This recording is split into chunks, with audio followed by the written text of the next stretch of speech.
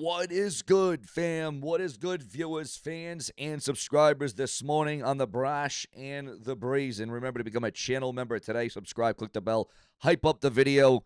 And, of course, guys, so important, yes, becoming a channel member and, donating below with a super thanks with your credit card is very vital to the future and the progression of this show. We are back in the lab once again. And I need you to listen to me, and I need you to listen to me really well in this very episode. And I mean really listen to me today. Because what I am about to drop on you this morning is going to sound crazy. It is going to sound impossible. But if you have been following this channel, you know that we see things that everyone misses. We talk about things that doesn't happen. We also got some breaking news on Monday Night Raw, USA Network. We got breaking news on more details surrounding a very tragic death in the world of WWE. Yes, a huge death, a massive death. The controversy, ladies and gentlemen, the controversy surrounding Hulk Hogan continues as the two-time WWE Hall of Famer, former friend, Radio O's Bubba Love Sponge, who was the only one that correctly reported that Hogan was on his deathbed early this year, is doubling down on claims that Hogan reported to using illicit substances, contradicting the account given by Hogan's widow, Sky Daly. According to Bubba, Hogan's severe pain could only be managed effectively while he was hospitalized, where medical staff could administer pain relief such as morphine under professional supervision. Bubba asserted that the institutional care kept Hogan alive and comfortable. However, once Hulk Hogan was discharged, he was unable to obtain the necessary prescriptions, citing strict triple net concerns by the DEA on opiates, which require written prescriptions subject to government trafficking. With his legal options exhausted, Bubba claims Hogan was forced to prescribe pain medication off the grid. He suggested that getting medication from unverified sources is dangerous because those products are often cut or mixed with deadly additives like fentanyl to make them go further, turning a search for relief into a lethal gamble. The account aligns with the initial claims made by Ric Flair, who first suggested that street drugs killed Hulk Hogan after doctors stopped providing the proper medication. Although Flair subsequently walked back on his remarks, stating that he was repeating inaccurate information relayed by a family member, Bubba the Love Sponge is maintaining the core of the story. Hogan's widow, Sky Daly, has vehemently denied the street drug claims, asserting that Hogan was under continuous supervision in a Florida hospital and that the only change in his medical regimen was to protect his lungs following a neck procedure. So there you go on that, guys. A lot of controversy, a lot of conflict, a lot of backlash, a lot of back and forth about what really was the defining death, what really killed, what really took down Hulk Hogan ultimately. But at the end of the day, it won't matter what killed or what harmed or what took Hulkamania away from us, which I still can't. Guys, here we are months and months later. I still can't get over it. I still can't believe it. Just like my brother dying at age 50. Still can't believe it. Still can't get over it. Although my brother's been dead for a year now, Hulk Hogan's been dead for about 6 months. It's, man, it's life is very, very meaning. There's a lot of meaning with this life, and all that meaning can be shred away right there. And this life is very delicate, guys. It is a very, very delicate life. And again, as always, the pain, the memories, it takes its toll, guys. It definitely takes its toll. But we're going to lead in with the major report about WWE, Monday Night Raw, and USA. We are currently sitting here in 2025. Maybe for Christmas, you'll be popping the champagne, celebrating the big one-year anniversary for Raw on Netflix next year, coming up in less than a month. Less than a month, it will mark 1 full year that WWE Raw has been on Netflix. It was a massive party. The press releases were flying. TKO stock going up. We finally got uncensored promos. We got that cinematic production. And we got CM Punk doing whatever he wanted without a censor button. And on the surface, it looks like a streaming era is a massive, untouchable success. It looks like the 10-year, $5 billion deal is ironclad. But I am here to tell you that that may be further from the truth. My phone has been blowing up for the last 48 hours. I have sources deep in Stanford and sources over at NBC Universal who are telling me a very different story according to rumor and innuendo online. They are telling me that the Netflix honeymoon could very well be over. They are telling me that behind closed doors, there is panic. And the biggest shock of them all, viewers, fans, and subscribers, remember to become a channel member today and donate below with a super thanks donation today, or at least hit that hype button. The biggest shock of them all, viewers, there are serious, legitimate rumblings that WWE Raw could be heading back to the USA Network for 2026. Now, I know, don't click off the video. Don't click off the video. I know what you're saying. Sean, you're out of your mind. You're lying. You're clickbaiting. They just left USA. They're going to celebrate 1 year on Netflix. Why would they go back? Well, that is exactly what I want to talk about for the next several minutes, because the answer isn't just simple. It's not a retreat. It's not a failure. It is something much, much bigger, viewers, fans, and subscribers. We're going to cover that. We're going to go deep into that right here and right now, because numbers don't lie. This is what I want to talk about, and this is what I want to bring up. They are calling it the hybrid protocol, viewers. The rumored hybrid protocol. Sit back, get comfortable, and let me take you down this rabbit hole, because everything you think you know about the Netflix deal, about WWE Raw, could potentially change right before your very eyes. Let's start. And again, I'm sick as a dog, guys. Sick as a dog still. Let's start with the first arc of the story, the cracks in the Netflix empire for Monday Night Raw. Why would WWE want to leave? They have the money, they have the creative freedom, but Raw hasn't been 3 hours. It's been cut back, right?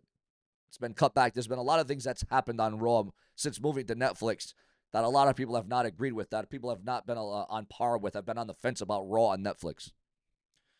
Again, here is the dirty little secret that TKO executives don't want you to know.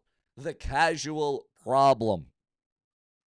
We are the hardcores, viewers. We are the hardcores. You and me, we will find wrestling wherever it is. If Raw was broadcast on a ham radio, we would tune in. But the casual fan, the guy at the sports bar, the grandma flipping through the channels, they lost them. They lost them. The data I am seeing suggests that while subscriber engagement is high for the big premium live events, the week-to-week viewership from the casual audience has tanked since the move to Netflix. Why? Because wrestling is a habit. And for the 50 years, the rabbit and the habit was turning on a television channel. Netflix is an on-demand platform. It requires effort. It requires a login. It requires decent internet. And speaking of internet, let's talk about the tech issues. Do you remember Money in the Bank a few months ago? Do you remember the stream crashing right before the main event? That 4 minutes of black screen. That wasn't just a glitch. That was a catastrophe. My sources tell me that The Rock, who sits on the TKO board, was absolutely furious, according to gossip and speculation online. That was the moment that the tide turned. That was the moment that TV traditionalists inside WWE started whispering, "I told you so." They realized that the streaming is great for the library, but for a live weekly 3-hour sport, the infrastructure is still shaky. So you have a platform that isolates the casual fan, and you have tech that isn't quite ready for prime time. Now that is the first half of the equation. Now let's look at the other side. Let's look at the USA Network, so to speak. And this is where the story is absolutely going to get juicy. Remember to like the video, comment, subscribe, click the bell, turn on all notifications. And this is where the story is going to have some juice, guys, a juice effect. When WWE left USA over a year ago to get ready for Netflix, USA Network fell off a cliff, admittedly. I'm talking a free fall here. I'm talking a free fall. Without Raw, without NXT, their ratings collapsed. They went from being the #1 cable network to airing reruns of Law & Order 18 hours a day. They lost their identity, did the USA Network, when they lost WWE. But then, of course, things changed, because then USA Network saw life again when SmackDown moved to the USA Network on Friday nights, which was a huge, huge deal for USA Network. So things were looking a little bit brighter. The tide was turning for USA Network at that stage, even though it looked like USA was just about dead and gone right then and there.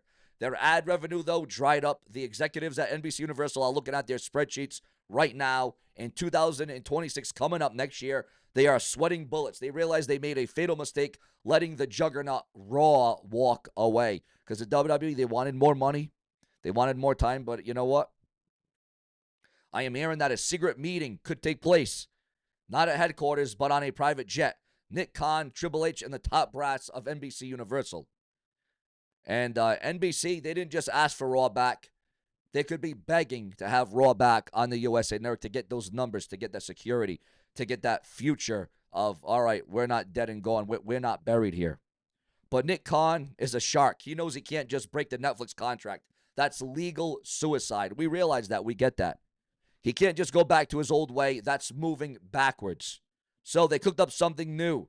The hybrid return of WWE Raw on Monday nights. Now, what does this all mean? I've heard 3 different theories, and if any of them are true, it changes the entire industry completely. Theory number 1, the war zone split. Remember the Attitude Era. Remember during the late 90s, the Austin era. The rumor is that Raw returns to USA Network for the first 2 hours from 8 p.m. to 10 p.m. live on cable. Standard TV 14. Get the casuals, get the ad money, get the bar crowds. Then at 10 p.m. sharp, the USA feed goes dark, and the announcers say, to see the main event, you're going to have to switch to Netflix. The 3rd hour becomes exclusive to streaming, uncensored, commercial-free on Netflix, ladies and gentlemen. What would you think about that one? Think about the genius of that. USA gets the ratings pop they are desperate for. Netflix gets a massive surge of users logging in every night at 10 p.m. It forces the habit. It changes the entire game. But wait, there is theory number 2, and I'm not talking about Austin theory behind the mask, behind the black at the Survivor Series, the masked man that he was. There is the global simulcast, the global. So this one is cleaner. Raw airs live on USA Network here in the States, and at the exact same time, it airs live on Netflix for the rest of the world. USA gets the domestic dominance. Netflix keeps the international rights that they paid billions for. It is the best of both worlds. It changes the tide. And then there is theory number 3, the one that keeps me up at night, viewers. The choose-your-own adventure model. Yes, the choose-your-own adventure model. Again, all rumor and gossip right now. Imagine this. Raw airs live Raw is live on both platforms simultaneously, but they are different broadcasts. Different broadcasts. On USA, you get the standard show. Michael Cole on commentary, commercial breaks, PG rating. But on Netflix, you get the same matches happening live, but with different commentary. Maybe Pat McAfee dropping uncensored pipe bombs. No commercials. You see what happens during the breaks. You get backstage cameras. You get different angles. You get a different view of Monday Night Raw. A premium feed versus a standard feed. It sounds insane, right? But think about the money involved, the investment. Think about the entertaining factors. USA is willing to pay a premium to get Raw back potentially. Netflix is realizing they need the linear TV support to drive traffic. It is a civil war inside Stanford right now, probably. My sources tell me that The Office, well, it's divided. You have the Netflix loyalists, the young executives who think cable is dead.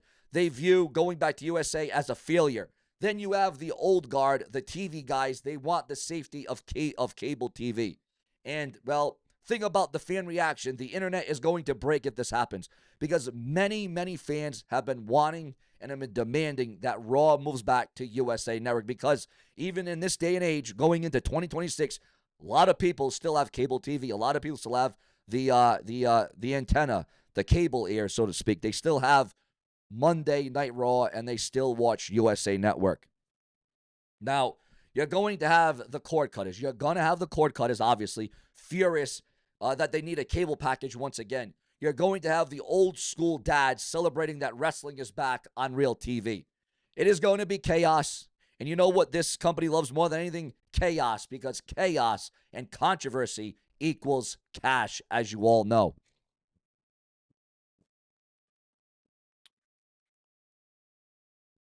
But viewers, that's not all. The wrestlers know, the executives know, the ground is shifting under our feet right now. By summer 2026, WWE Raw will not only be exclusive to Netflix anymore, we could potentially be getting the hybrid deal, USA for the reach and Netflix for the tech. Your thoughts, your comments, and your opinions, because if it weren't for you, there would be no Sean View. Plenty more to come throughout the day, every day, around the clock. I will never stop for you. Subscribe.